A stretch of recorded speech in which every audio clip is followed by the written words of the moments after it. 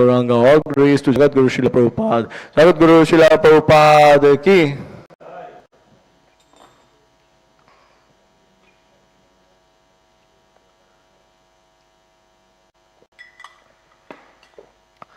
Om Namo Bhagavate Vasudevaya.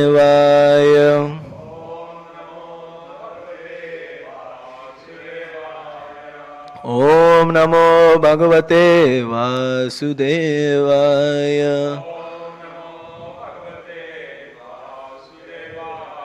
Om Namo Bhagavate Vasudevaya.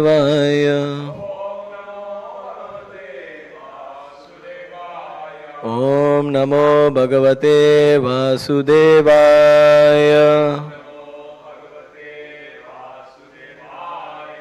Hare Krishna. Today we'll be reading from Srimad Bhagavatam, Canto 4, chapter number 20, verse 29. So just give me 1 second.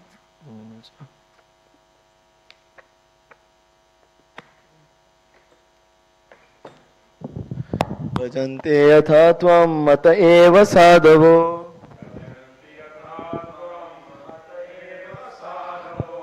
Vyudastamaya gunave brahmodayam.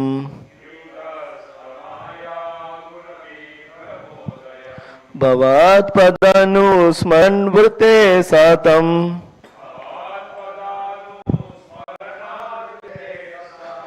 Nimittam anyad bhagavana vidmahe. Bhajante yatha tvam mata eva sadhavo. Bhajante yatha tvam mata eva sadhavo. Vyudastamaya gunave brahmodayam. Bhavat padanu smaranrite satam. Nimittam anyad bhagavana vidmahe. Bhajante yatha tvam mata eva sadhavo. Vyudastamaya gunave brahmodayam. Bhavat padanu smaranati satam.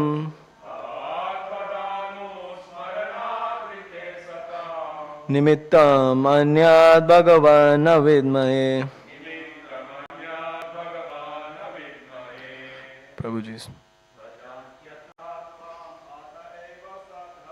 Bhajante yatha tvam mata eva sadhavo.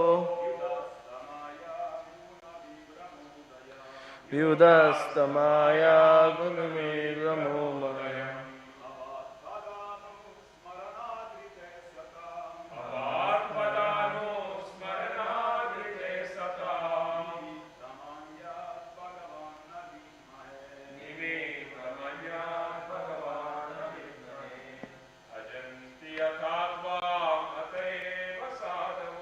Bhajante yatha tvam mata eva sadhavo.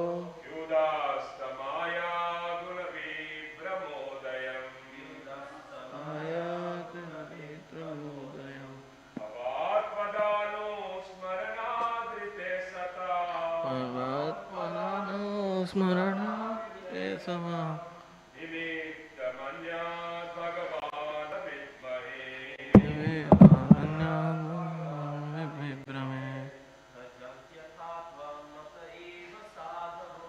Bhajante yatha tvam mata eva sadhavo. Vyudastamaya gunave brahmodayam.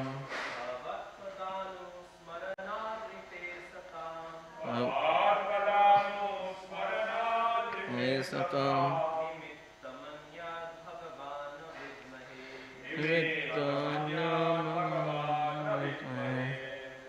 Mataji.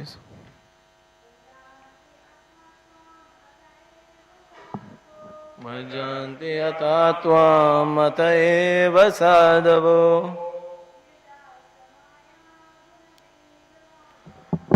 Udastamaya Gunave Pramodaya.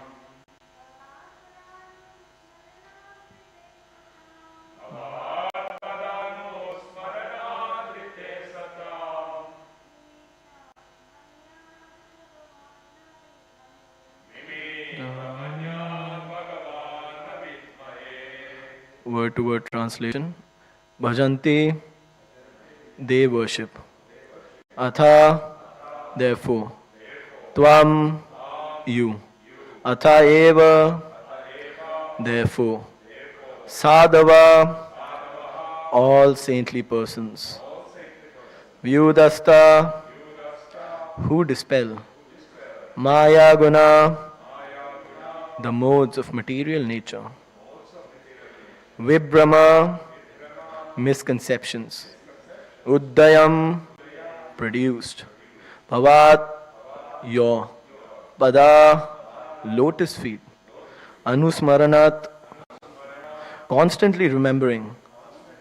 Rite, accept. Satam, of great saintly persons. Nimittam, reason. Anyat, other. Bhagavan, oh, Supreme Personality of Godhead. Na, not. Vidmahe, I can understand. Translation and purport by His Divine Grace A.C. Bhakti Vedanta Prabhupada ki.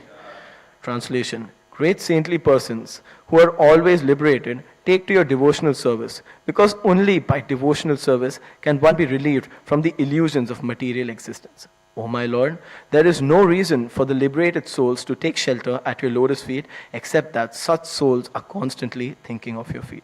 Purport. The karmis are generally engaged in fruitive activities for the material body comforts. The jnanis, however, are disgusted with searching after material comforts. They understand that they have nothing to do with this material world, being spirit souls. After self-realization, the jnanis, who are actually mature in their knowledge, must surrender onto the lotus feet of the Lord. As stated in the Bhagavad Gita, Bahunam Janmanam Ante. Self-realization is not complete unless one comes to devotional platform. Therefore, it is stated in the Srimad Bhagavatam that those who are Atmarama, self-satisfied, are freed from all contaminations of material modes of nature. As long as one is affected by the modes of material nature, especially by Rajas and Tamas, he will be very greedy and lusty and will therefore engage in hard tasks, laboring all day and night. Such false egoism carries one from one species of life into another perpetually, and there is no rest in any species of life. The jnani understands this fact and therefore ceases to work and takes to karma sannyasa. Yet, this is not actually the platform of satisfaction. After self-realization, the material wisdom of the jnani leads him to the shelter of the lotus feet of the Lord. He is satisfied only in contemplating the lotus feet of the Lord constantly. Prithu Maharaj therefore concluded that liberated persons taking to devotional path have acquired the ultimate goal of life. If liberation were the end in itself, there would be no question of liberated persons taking to devotional service. In other words, the transcendental bliss derived from self-realization, known as Atmananda, is very insignificant in the presence of bliss derived from devotional service of the lotus feet of the Lord. Prithu Maharaj therefore concluded that he would simply hear of the glories of the Lord constantly and thus engage his mind upon the lotus feet of the Lord. That is the highest perfection of life. Om Ajnanatimirandasya Jnananjana Shalakaya Chakshurunmitilam Yena Tasmai Shri Gurave Namaha Shri Chaitanya Manobhishtam Sthapitam Yena Bhutale Swayam Rupa Kadamayam Dadanti Swapadantikam He Krishna Karuna Sindhu Dinabandhu Jagatpate Gopesha Gopika Kanta Radhakanta Namostute तप्त कांचन गौरांगी राधे वृंदावनेश्वरी विश्वभानुसुते देवी प्रणमामि हरिप्रिये वाञ्छा कल्पतरुभ्यश्च कृपा सिन्धु त्वमेव च पतितानां पावनेभ्यो वैष्णवेभ्यो नमो नमः नमो ॐ विष्णुपादाय कृष्णपृष्ठाय भूतले श्रीमते भक्तिवेदान्त स्वामिनिति नामिने नमस्ते सरस्वती देवे गौरवाणी प्रचारिणे निर्विशेषा शून्यवादी पाश्चात्य देश तारिणे जय श्री कृष्णा चैतन्य प्रभु नित्यानंद श्री अद्वैत गदाधर श्रीवासादि गौर भक्त वृंद हरे Krishna Krishna Krishna Hare Hare Hare Ram Ram Ram Hare Hare.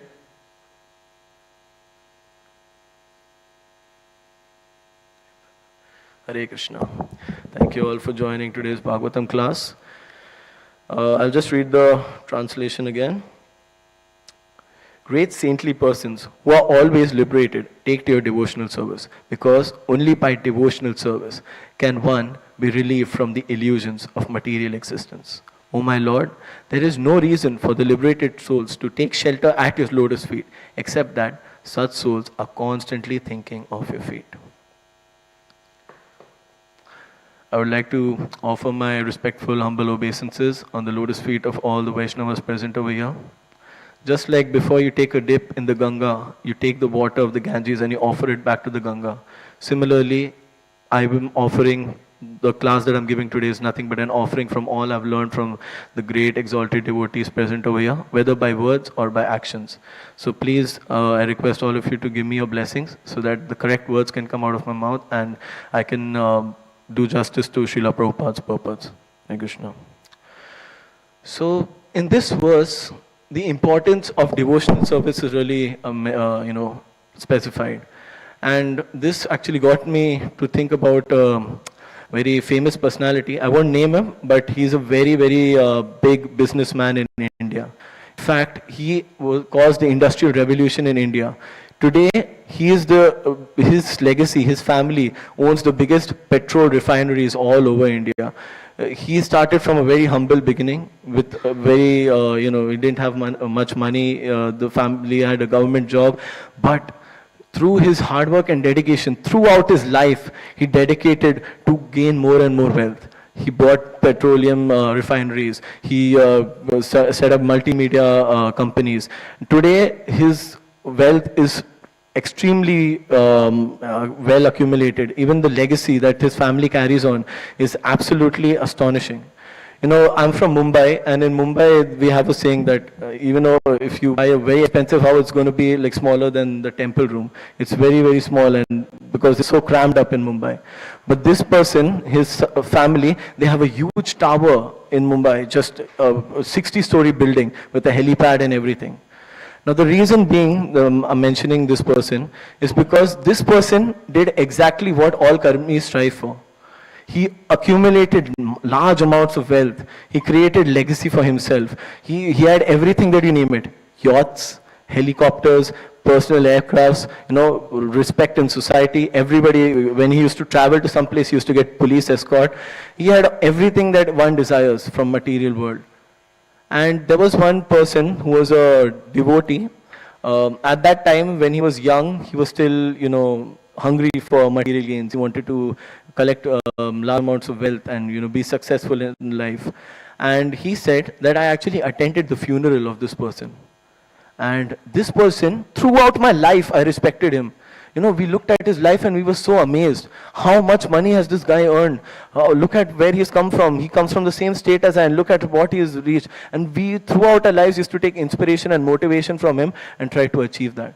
But he said, at the time of his funeral, we saw in India, the funerals, we apply like sandalwood paste on the body and we burn it so that there's a fragrant smell when you're burning the body. And he said, I stood there and I could smell the sandalwood paste when his body was burned, and it went about for 30 minutes at best when the smell was still lingering, and then it got over. And this person thought to himself, that's it? Is that it? All this legacy, all this wealth, all this accumulated wealth, this guy spent his life, dedicated his life to gaining all this wealth. He just literally day and night, he sacrificed sleep. He did everything in order to gain this wealth, this legacy. All of it's gone in just what, 30 minutes? What is left now? Some sandalwood paste? That got him to the realization that it's all futile. What we don't realize is in the material world, all of us want to control something.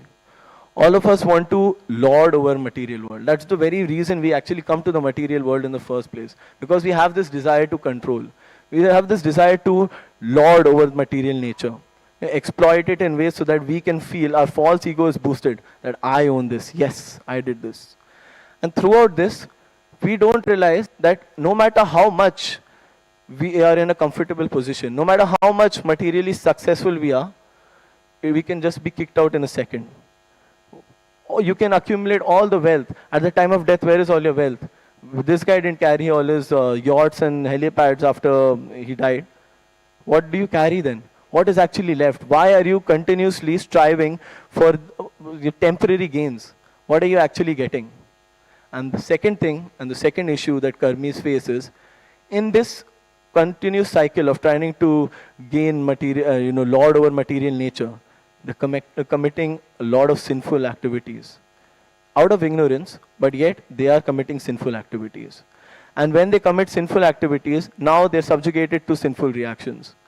So material nature and material world is nothing but a constant cycle of one trying to make endeavors to gain material, material objects, and in the process they commit sinful activities and they face the sinful reactions.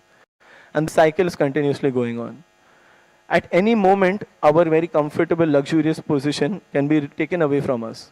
I knew one person who, worked very hard to, he saved up a lot of money to buy a Rolls Royce. And in India, it's like a very big thing. You're driving a Rolls Royce, like a very big thing.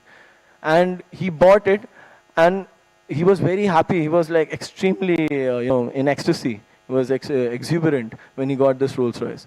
And within 7 days, that same Rolls Royce got in a car crash and he died in it. So what was the point? What did you really achieve by getting all of this? And let me tell you one thing, it's not very easy to achieve all of these things.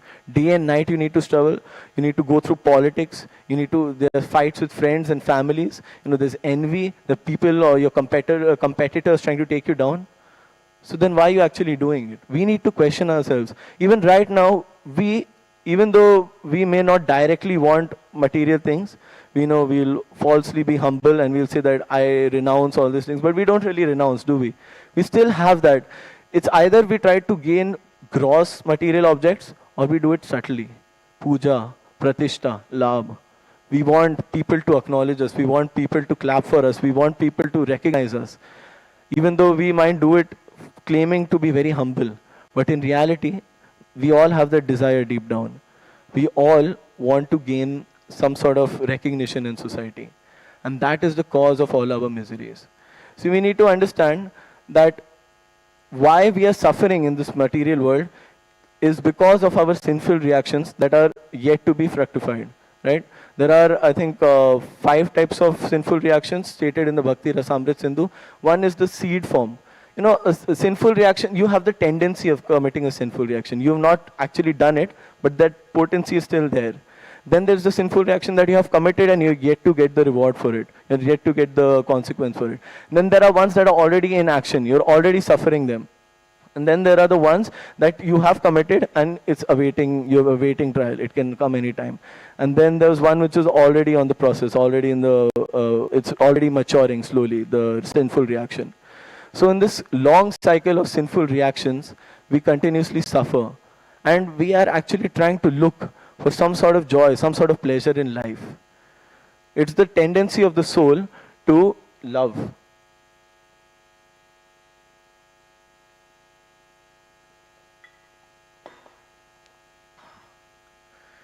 The soul naturally wants to actually find love. If we think about it, everything that we are doing in life, somewhere or the other we're trying to look for love. We're trying to, even though we don't understand it, out of ignorance, we're committing sinful reactions, but the point and the purpose behind it is love, is to try to find love. Love is the soul's essential need. What we mistake is, love is not something that is to be taken. Love is something that is to be given. Only when you give, then you can get love.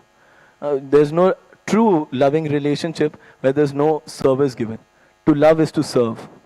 When a mother loves a child, she doesn't take anything from the child. She serves the child. She cooks for the child. She, throughout the day, she's in just joy thinking about the meal that she's cooked for the child and how the child will enjoy it.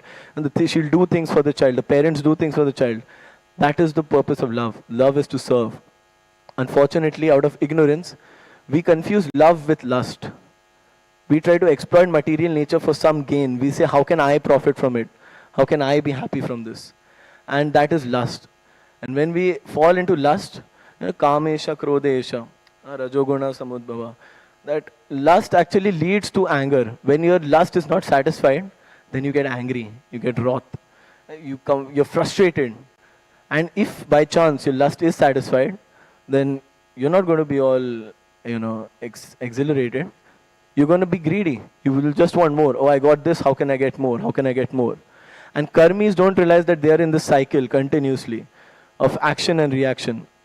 They are continuously doing these things, thinking this will satisfy me, this will give me happiness. But this doesn't do anything. A little more advanced than the karmis are the jnanis. The jnanis realize that this cycle is going on of me committing sinful reaction and facing the consequences. So they now take to knowledge. They try to strive away from, just meaningless endeavors, and they try to gain knowledge to free themselves from the sinful reactions.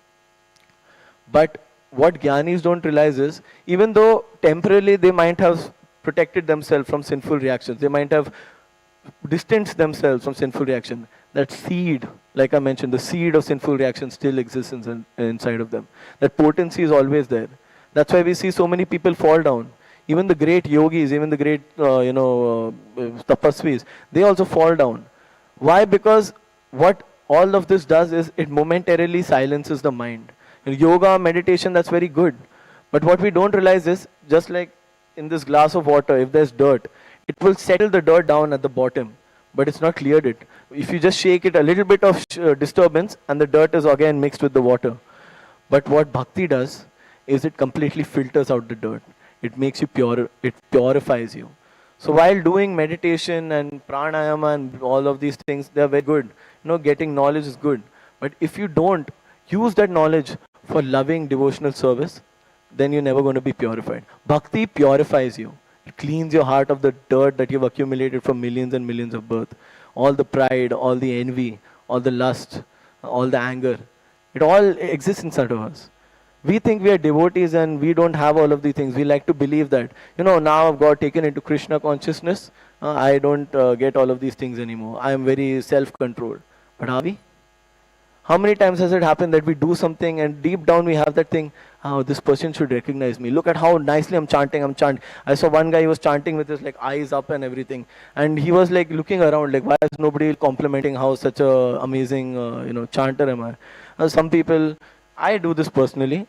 I'll give you an example. I was doing Guru Puja and I was singing Guru Puja, not as good as Marli Prabhu here, but I was trying. And I sang with some sort of pride in me. I said that I can do this. I didn't even take the sheet. I'm like, I don't need all of this. I can sing it on my own. And I started and I tried to do extra vocals, Shri Guru and all of that stuff. And then I was very proud, and deep down, even though externally I was trying to tell myself that no, I'm very humble, deep down that seed of pride was there. It was saying, oh, people should recognize me, people should clap, people should, oh Prabhu, what an amazing Guru Puja you sang. And Krishna tried to humble me. I was reading it and then I just forgot half the lines. I fumbled, I messed up. It was very embarrassing. I was Chakshudan di lojay, Lokenath. I just mixed up I just skipped 2-3 phrases. It was very embarrassing. The part when they get the mic out from there and they put it over here and you have to walk all the way. I almost wanted to hide my face because I didn't want to see people looking at me. It was very embarrassing. And that is because there was a subtle element of pride in me. At the same time, however, later on at that day, I just sat down in front of the altar. The altar was open and there was nobody in the temple room. I just took the harmonium and I started singing. with no real intention of getting any recognition, any people applauding me, anything like that. I just sang from my heart to please Krishna. And when I did that, I don't even know how long I was singing for, and I didn't even see anybody in the temple room. But within like a couple of minutes, few people actually came in and they told me, Prabhu, your kirtan was actually like it was so blissful. I just wanted to sit here and listen. I actually got one Prabhu's number who invited me to his house for doing a house program kirtan. So my point being that when you do something out of your heart, out of love, then you get the true essence of it. See, we don't realize this. Love actually captivates the heart. When you're in love, then your mind, your body, your intelligence, everything is used to get that, to show your love, to display your love. We try to do that in the material world, so our mind, body, and intelligence is used in the wrong things. It's used for satisfying our lust. A drug addict will find very creative ways to find drugs. An alcoholic will find ways and means, even though he doesn't have money, he'll find some way or the other to get his alcohol. They try to satisfy the needs, but they are not realizing that they are looking for the same satisfaction that the origin is, which is love. And the love originates from Krishna. Our only position, our true position is loving Krishna. Jiva Swarup hoy Krishna Nitya Das. So when you love someone, then you are meant to be in service. You're meant to serve them. And when we do that, then we realize that the thing that we were looking for actually lies in giving, not in taking, not in trying to satisfy my ego. How can I get more? How can I go to a higher position in my corporate? How can I have one car now? How can I get two cars? How can I get this mutual investment? How can I buy a property here? All that is good, all that is fine, but what are you really trying to achieve? What's the motive behind it? Is it to satisfy your false ego? What are you going to do with that car at the time of death? What are you really going to carry? And in the process, God knows how many sinful reactions you have committed. Cheating, scandals, betraying your own family, so many things we hear of people who try to constantly gain more and more material wealth. My question is, what is the permanent asset? What is the asset that you're going to carry after death? And that is loving devotional service. That is only when you have true devotion and we perform devotion simply out of love, then we actually don't even realize that, but we have a permanent asset. I'll give you an example. In the Bhagavatam, we hear a story about Gajendra. Gajendra was an elephant who was his mind was completely occupied in like his identification with his body. He identified with his body and he was in this very enchanting forest, beautiful lake, nice spring trees, flowers blooming everywhere. And Gajendra decided to have a dip in the water and enjoy. And while he was having a dip and he was in a complete, he was having fun, he didn't realize that within a second, all of his fun came down when he was bitten by a crocodile. And when this happened, Gajendra tried very hard. Gajendra was a big elephant, and unfortunately for Gajendra, he was in the territory of the crocodile, waters where the crocodiles dominate. So even though he was like trying to come out, there was moments when Gajendra would come out and then the crocodile would pull him back in. And this went on and off until Gajendra realized that in reality he has no hope now. And then he finally surrendered. He surrendered mainly his identification with the body and mind. And because in his past life he was a devotee of the Lord, he had some devotional service that he had committed. Krishna says in the Bhagavad Gita, Sarvasya chaham ridhisana vishto matasmriti jnanam apohanam cha. That I am situated in everybody's heart. And from me comes remembrance, forgetfulness and knowledge. So Gajendra was suddenly able to remember Krishna at the time when he most needed him, at the time when he was in excruciating pain. And then he offered perfect prayers to Krishna in Sanskrit, and he was given the benediction. So this pure devotional service, actually we don't realize, is a permanent asset. It's something that we're going to carry even after death. Krishna tells Uddhava that my devotional service unto me is like a forest fire that burns all the debris in it, all the trees, and the trees are actually our sinful reactions. We have acquired sinful reactions from millions and millions of birth, but devotional service can burn all of them very quickly.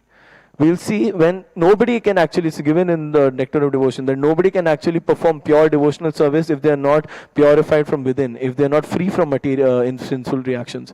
So what we don't realize is that performing devotional service out of pure love actually is completely burning away all our sinful reactions. And then there's nothing left but just pure devotional service unto the Lord. And that is what the soul actually desires. That is what we are looking for, love. It does not matter what, there's one more verse in the Bhagavad Gita, akarmani akarma ya paschet, akarmani cha karma ya. That one person, intelligent, buddhiman manusheshu, sa buddhiman manusheshu, Krishna karmakrit, that he sees sayukta Krishna karmakrit, that the person, an intelligent person, sa buddhiman manusyeshu, he sees action in inaction and inaction in action. What that means is, externally you might see a person is doing a lot. A karmis, they do a lot, wake up early in the morning, go for a jog, then go to their business, talk, do client meetings, this, that. They're on and on 24/7. But a real intelligent person realizes that actually they're not doing anything. They see the inaction in that. But a person who's doing devotional service, even though externally he'll not look like he's doing much. Like people will come and say, oh, why are these people sitting with beads and just, what's going on? Some people don't understand, but they don't realize the purity in that, that's the real action that you're doing. They're building permanent assets. And Krishna doesn't even really, he's not very bothered with what you actually do. He doesn't want you to go and do, like shake the world and all. All the intelligence and all the ability is actually coming from Krishna. What actually matters to Krishna is the attitude with which you do it, the service attitude. If we develop that true service attitude, then we could be, adding flowers to a garland. But if we do it with purity and just to please Krishna, then our life is successful, our devotional life is successful. Then every action we do has some meaning to it. Otherwise, you can just go on day and night striving for one thing or the other, but you're not going to get it. You're just going to just go around in this circle. Krishna is called Madan Mohan. Madan Mohan is one who makes thousands of cupids unconscious. Now, just to let you know, these cupids are so beautiful that it's given that if just one of them even glances at the material world, all of us will just forget everything and we'll just want to stare at them. We'll just lose our minds. And Krishna is so beautiful that thousands of cupids, tens and thousands of cupids fall unconscious at the sight of him. But guess what? Srimati Radharani, due to her pure devotional service, she is the embodiment of loving, pure devotional service. Her entire heart is continuously dedicated, her mind, intelligence, everything is occupied on how to serve Krishna, love for Krishna. So her Radharani, Srimati Radharani, is called Madan Mohan Mohini. The person who attracts thousands of cupids. So that is the power of devotional service. And when Krishna sees this devotional service, he is very pleased. You'll see throughout all of Krishna's Leela, he's always trying to glorify his devotees. When the Samudra Manthan happens, when they're churning the ocean of milk, the poison comes out. You think Krishna could have not stopped it? He's literally controlling it. He had the mountain on his back. He could have easily controlled it. But he said, no, let's go to Lord Shiva. And he glorified Lord Shiva. Lord Shiva drank the poison. That's why today is called Neelkant Mahadev. He glorified his devotees. Krishna tried his very best at the end of the war when Yudhishthir was completely bewildered. He was completely frustrated. He thought of himself to be the reason of the death of all of his brothers. And he was in complete guilt and he was depressed and continuously in a morose state. Everybody tried to console him. His brothers tried to do it to no success. Arjuna, Sahadev, everybody tried to do it. Even Krishna tried to do it. But he was falsely doing it. Because actually his intention was, let me glorify my devotee, let me glorify Bhishma Dev. So he finally suggested to Yudhishthir, why don't you go and consult Bhishma Dev? And then we see the beautiful prayers that Bhishma Dev offers, the great conversation that they both have, where Bhishma Dev gives the most wonderful philosophy. That intelligence comes from Krishna, but Krishna takes more pleasure when it's given from the devotees, when the devotees are glorified. So we must realize the importance of devotional service. Devotional service eradicates all of this. Otherwise you can be stuck in this cycle Or else you can be a jnani and try to merge with the existence. There are 5 types of liberation. One is where you try to merge with the existence of God, which is what jnanis do, which is called Brahmananda, where you try to merge in with the Brahman effulgence of God. This Krishna and the light that's emanating from his body, which is just above the material world, is called Brahma Jyoti. So the Mayavadis or the impersonalists, they want to merge into the existence of God. Then there are the other 4, which is having the same bodily features as the Lord. Then there is having the same opulences as the Lord. Then there is the same, possessions as the Lord. The same possessions as the Lord. And it's being in the same planet as the Lord, in the spiritual planets. And the last one is being a direct companion of the Lord. These are the different types of liberations. But Krishna actually says that a real pure devotee of mine rejects all these types of liberation. He doesn't even want the fight. He doesn't want to be liberated also. He doesn't want to go to the spiritual world. He doesn't want to get a body of Krishna, a spiritual body. He doesn't want all of that. What he wants is just loving devotional service. So what to talk about material gains? A person who's engaged in my pure devotional service, he has nothing to do with material gains. He doesn't even want liberation. Na dhanam, na janam, na sundarim. What is it saying? That I don't want beautiful women. I don't want large number of wealth or followers. I have nothing to do with that. I only want your pure devotional service, birth after birth. Because, and why, we might think, why not? I want all of this. I want wealth. I want followers. Why should I just, what is there in this devotional service that is, going to give, what is there that people are dying? Like we see, Prithu Maharaj, he actually tells that, he tells the Lord that I don't wish for all of this. If I'm going to be liberated and I'm not going to experience the transcendental taste of your loving devotional service, I don't want it. I reject it. I only wish for you, my Lord, that I have millions of ears and millions of tongues so I can constantly hear and chant your glories, your transcendental glories. That is the prayer offered. Just in the previous verse before this, Prithu Maharaj is actually saying that I'll actually compete. Lakshmi Devi may not be really happy with me because we will be constantly competing for service. We always want to do some sort of service. She will be dissatisfied with me, but yet he wants to perform. He is hungry for that devotional service. Devotional service is actually extremely rare. One can achieve liberation. One can even achieve yogic siddhis. In the Nectar of Devotion, it's given about the different types of yogic siddhis. But Prabhupada also mentions how futile it is. Like there's one siddhi called anima, where one can reduce their size through a lot of yogic tapasya. They can reduce their size and enter into a stone. That's how small they can make their bodies. But Prabhupada says that in today's time, modern science has already done that. We are excavating tunnels and making subways and everything. So they are anyways entering stone. What is the point of doing so much tapasya and attaining that? And even with siddhis, what are you really going to achieve? You know a bunch of magic tricks. You can become big and small. What's the point in that? If we really want to see a person who used his siddhis well, it's Hanuman. Ashta Siddhi Navanidhi ke data in the Hanuman Chalisa is given. What does Ashta Siddhi mean? He is the possessor of all the 8 siddhis. He possesses all the siddhis that great yogis try to attain. But not a single one of them was used for his own sense gratification or for his satisfying his false ego. His siddhis were used in service of Lord Ram. He extended his height to destroy Lanka for Lord Ram. He reduced his size to give the message to Mother Sita. So he used all of his siddhis for Lord Ram. Otherwise, you can become big and small as much as you want. You're not really getting anything. We don't realize that actually, in the Bible it's given that the kingdom of God is within. We all are trying to look for the spiritual world. But why do we think that necessarily we attain the spiritual after death? You can attain the spiritual world in this life itself. But for that, you need to have the correct attitude, the attitude of service. Otherwise, you can go to holy places as much as you want.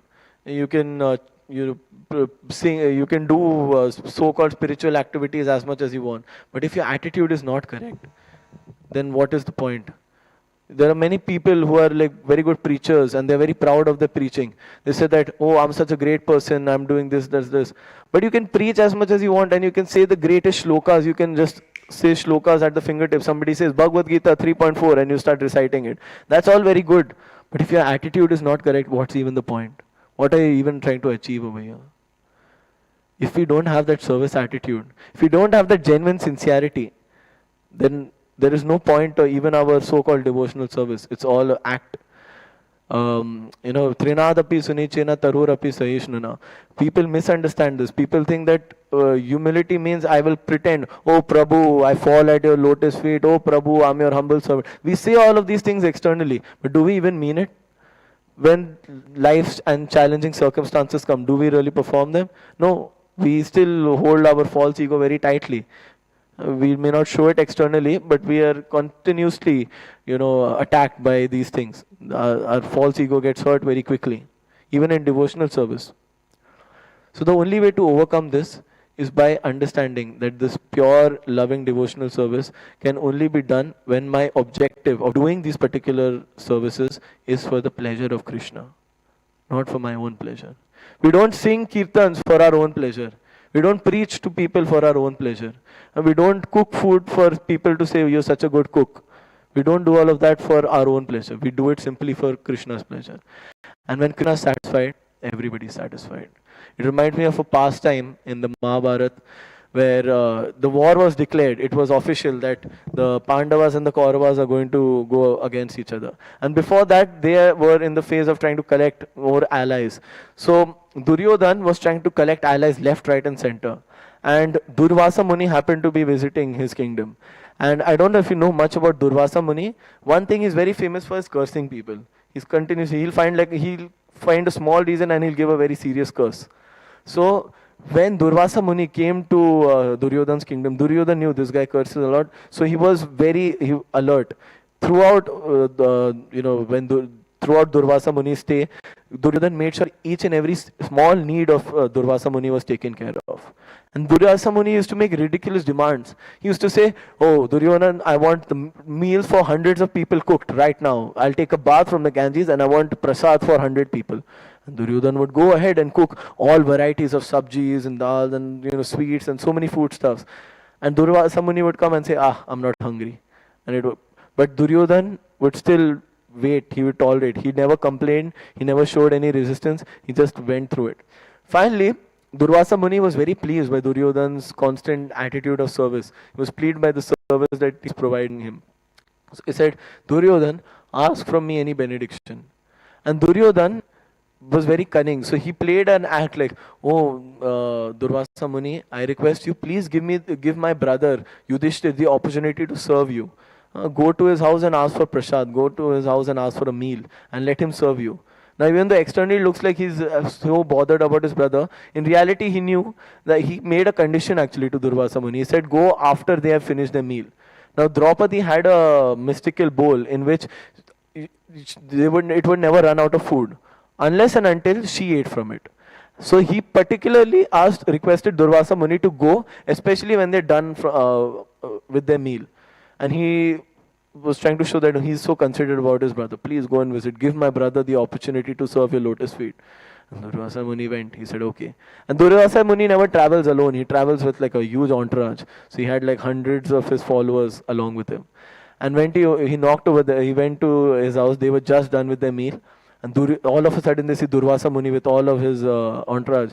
And he's like, I'm expecting prasadam. I'll go and take a dip in the Ganges, and when I come back, please have meals prepared for me and all my followers. And when a Brahmin makes a request like that, it's a huge offense to not abide his order. So now Draupadi was very concerned. She said that I've not cooked any meals. I've already eaten from this bowl. What can I do? How will we be able to feed him? And Duryodhana knew that if they were unable to satisfy Durvasa Muni's needs, then he would curse them. And he would give a very serious curse. And he was actually celebrating. It's given in the Mahabharata. Then when Durvasa Muni agreed that he'll go to Yudhishthir's place, after he went, Duryodhana actually punched the air, like woohoo, like that. He was very happy that his brother's going to get cursed. So when he went over there, Duryodhana is like hugging and doing like, embracing Karna, and they're like celebrating and having a good time. And these guys, on the other hand, the Pandavas are really concerned. How are we going to feed Durvasa Muni? How do we have prasad for so many people? He's got a huge number of entourage. And in that state, in the complete mood of surrenderance, Draupadi just prays to Krishna. And Krishna is always reciprocative to loving prayer, a deep, heartfelt prayer. And he immediately reciprocated. When Draupadi was a pure devotee, she made that request. All of a sudden, they heard a knock. And they opened and they saw Krishna there. Krishna just immediately appeared from Dwarka to their little cottage in the middle of the forest when they were in hiding. And when they opened the door, they saw Krishna. And Krishna came to know of the situation. And he said, why don't you cook for them? And they said, how can we cook? We have already eaten from this vessel. Now we cannot, it won't supply unlimited food. And then Krishna took the vessel and he saw a little bit of sabji lying at the corner. And he just took one finger and he ate it and he said, he was satisfied. Now what we don't realize is, when we pour water on the root of the tree, the entire tree is nourished. Similarly, when Krishna is satisfied, everybody is satisfied. Now all aspects of your life is taken care of. So the second Krishna just took that small morsel of food and he ate it. All of a sudden, Durvasa Muni and his entourage, they all of a sudden felt full. They started getting the same feeling that we get after a Vyas Puja, after eating a meal in the Vyas Puja. Heavy, they're burping and just holding their stomachs and they're continuously burping. They're completely full. And Durvasa Muni says, I just can't eat anymore. And they actually get worried. We told poor Yudhishthir Maharaj to cook so many meals for all of us. I can't even have a single morsel. I feel absolutely full. My stomach is like bursting. And now Durvasa Muni gets scared. He says, Yudhishthir is a pure devotee. And if we do this, if we tell him to cook and we don't go and eat it, we are actually committing an offense. So Durvasa Muni says, abort. He just gets all of his entourage and they just leave. They never go to his house. So the point of the story was that Krishna, if we satisfy Krishna, everything else is satisfied. We don't need to make any extra endeavors for, social welfare. And Prabhupada used to give this example. Other societies, they try to preach non-violence or vegetarian eating. When you become a devotee, all of that is just part and parcel of that. So it just comes automatically. You don't need to go out of your way to strive for all of these things. Now, I just want to say that the Krishna says in the Bhagavad Gita 8.5, Antakalecha mameva smaran uktva kalevaram, that at the time of death, one who remembers me, what happens? Ya prayati sa madbhavo. He gets my nature. So basically what Krishna is saying, that at the time of death, if you're able to remember me, if you're able to meditate on my form, you will attain my nature. And there is a very weak chance of us remembering Krishna at the time of death if we don't remember him at the time of our life. And we also need to realize that throughout this class I was talking about love. But where does love come from? Love comes from remembrance. When a soldier in the World War II was fighting for and traveling overseas, the only thing that kept him going was he knew that he had a family back home that was actually remembering him. He had a wife who used to write him letters. All of that thing, that remembrance, gave him the sign that he is loved, and that kept him going. Krishna likes it when we remember him. But there is a very bleak chance of us remembering him at the time of death if we don't remember him at the time of life. We can only remember him if we are constantly engaged in chanting his holy names. We're constantly engaged in devotional service. Initially, it's very difficult to have spontaneous love. We might love Krishna for selfish reasons. We might love him because he's all pure, and by serving him, we get a little purified. But over a point of time, when we just constantly chant his holy names, we serve his lotus feet, when we do this for a long period of time, then we develop spontaneous love for Krishna. Then the only reason we're doing any activity is for the satisfaction and happiness of Krishna. We don't do it for any personal greed. We don't do it for puja, la, pratishtha anymore. So remembrance is actually love. It's when a child gives a birthday gift to the mother, it's usually bought from the same money that the mother gives the child. But the mother appreciates because the child remembered the mother's birthday. And the remembrance is the indication of love. So Krishna is very happy with that. I'll conclude with this. We see actually in this little context on this verse, Indra and Ritu Maharaj were doing the same thing. They were doing the same sacrifices. Indra had done 100 of them. Ritu Maharaj was on 99. And then Indra was getting very insecure about his position because Lord Indra is his position. It can be taken over by another Jiva. So Lord Indra tried to cause disturbances, which led Prithu Maharaj to get very angry and almost kill Lord Indra. And Brahma actually came and requested Lord Prithu Maharaj to stop, end all of his activities. And Prithu Maharaj, and Lord Vishnu himself appeared and he said, I'll be satisfied if you stop at 99. You don't need to reach 100. The objective of your sacrifice, it will be achieved if you stop it, if you listen to my order. And Prithu Maharaj stopped it. He wasn't doing it. See, they both were doing the same activity. Prithu Maharaj and Lord Indra, they were doing the same activity. But the reason, the intention was different. Indra was doing it for his own pride. Indra was doing it so that he can feel that, oh, my position is secure. Whereas Prithu Maharaj was simply doing it for the satisfaction of the Lord. Even in the Mahabharata, Duryodhana and Arjuna, if you see, if somebody externally was seeing the war, he'll see the same thing going on both sides. They'll be assembling the armies, loading up their arrows, killing the enemies, preparing the defense. They both are doing, both Yudhishthir Maharaj and Duryodhana were doing the same thing on both ends. But what was the difference? Duryodhana was doing it for his own pride. I'm the strongest. There's no better mace fighter than me. Nobody is better than me. I'm not going to give even a pin drop of land to these people. I'm the king. I'm the ruler. Yudhishthir was simply doing it for the satisfaction of Krishna, simply to make Krishna happy. He did the huge Rajasuya sacrifice just to establish Krishna's supremacy, not to establish his own supremacy. So my point being, and I'll conclude with this, is that when we do devotional activities, we need to realize that what is the intention with which we are doing it. Are we doing it for our own false ego boosting? Are we doing it for people to acknowledge us, or for us to have that, give us that consolation that, oh, we are very good devotees, look at how much I'm chanted, look at how much I'm preaching, look at how well I'm singing? Or is it for satisfaction of Krishna? When we do something for the satisfaction of Krishna, then, like I gave the example of Durvasa Muni, once Krishna is satisfied, everybody is satisfied. So with that, I'd like to conclude. Any questions, comments, corrections, anything that? Yes, Prabhu.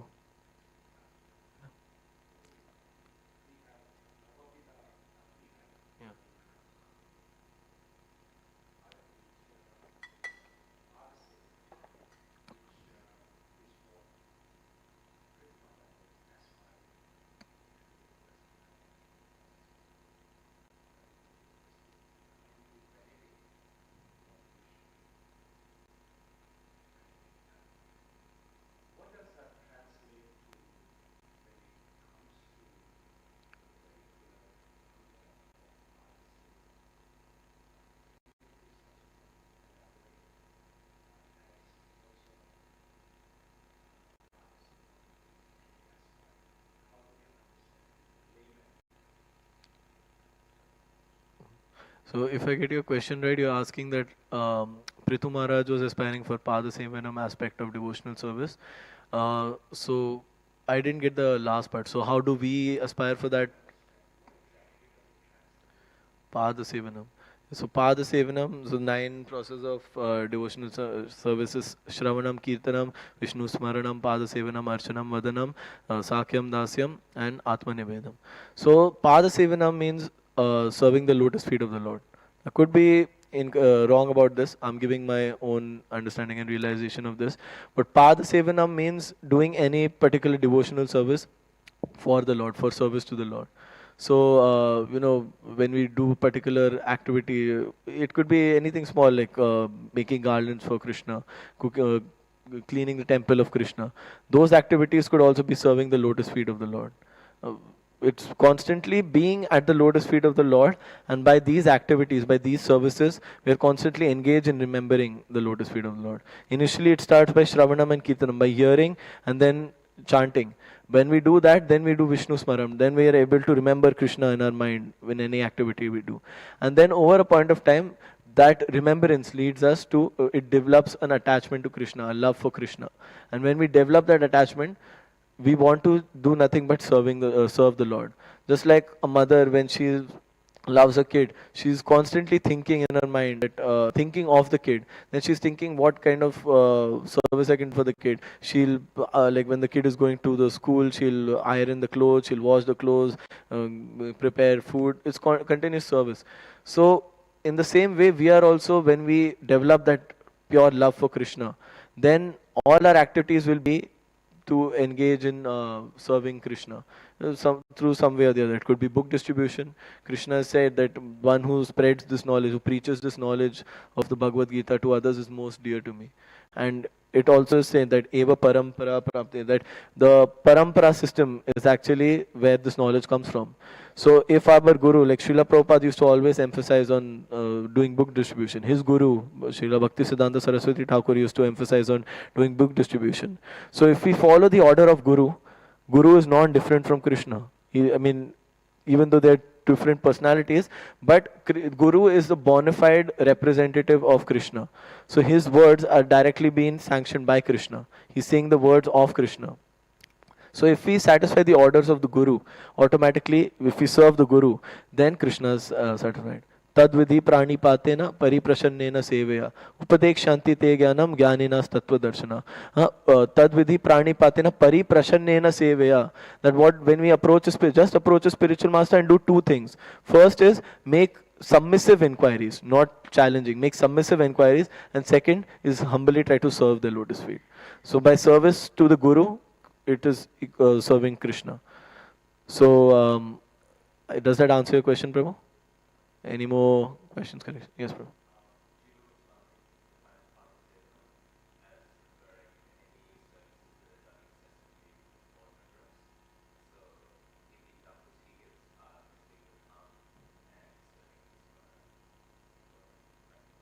Yeah.